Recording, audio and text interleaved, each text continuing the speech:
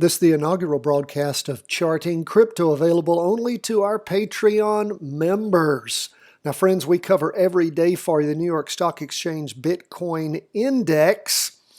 And again, all these indexes seem to vary a little bit, don't they? Why? Because they may be based on futures, they may be a trust, any number of things. We cover with you the Bitcoin Index as put up by the New York Stock Exchange, which was down today 2.21%. You hear me cover that every day. We're going to jump into things you don't hear us cover every day. The first is what's going on with the Grayscale Bitcoin Trust. Well, it is up for the day, even though the New York Stock Exchange Bitcoin Index was down for the day. The Bitcoin Trust was up for the day, 0.57%. What does that mean to us? Well, when we look overall where things are going, we can of course see that on the weekly chart we had a crossover take place, and I've gone ahead and put in the up-down bands for you, what we call our crossovers, weekly vertical crossover, a 2-day crossover, a 2-day recross. You can see those on the charts.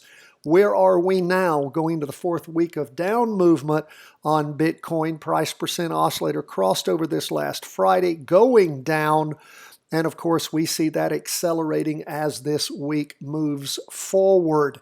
We look at the 2-day. What do we see there? Of course, that started back on the 16th for Grayscale Bitcoin, and of course has trundled down quite accurately.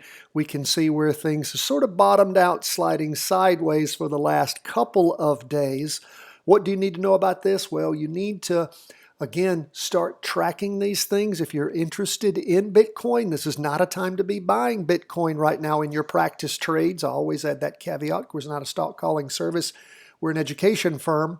Do pay attention to that. Let's move from there to Ethereum. What's happening with Ethereum? It too, as stocks might be deleveraging a little bit, you see Ethereum also crossing over, going down. Now, when the stock market starts to struggle, why do we see things like Bitcoin?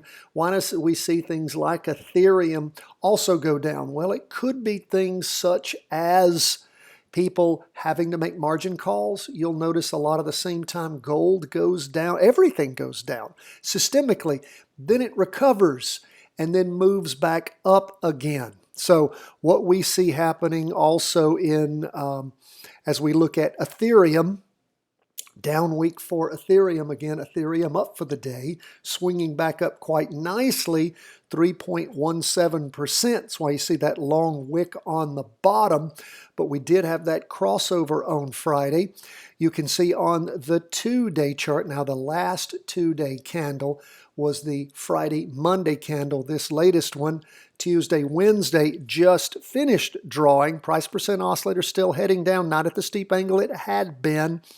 Derivative oscillator is negative and flat. Price is below that 2-day, right there on that weekly trend line. And you can see in the half-day, where for the last day and a half, things have been moving up since Ethereum bottomed on Monday. So it hasn't crossed over, going up yet. Pressure on Ethereum is still down.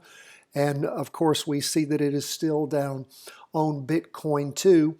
As we move through this process and look at other things, we're going to have to wait for some of these markets to develop. BITO is, of course, one of the latest Bitcoin ETFs. It is a futures ETF. Again, these things will hopefully provide some stabilization in the market as they get bigger, grow stronger, and we see a futures market develop.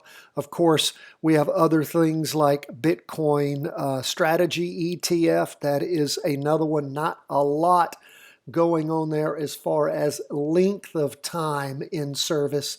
Things like, of course, the Grayscale Bitcoin we talked about earlier. It's been out for a while.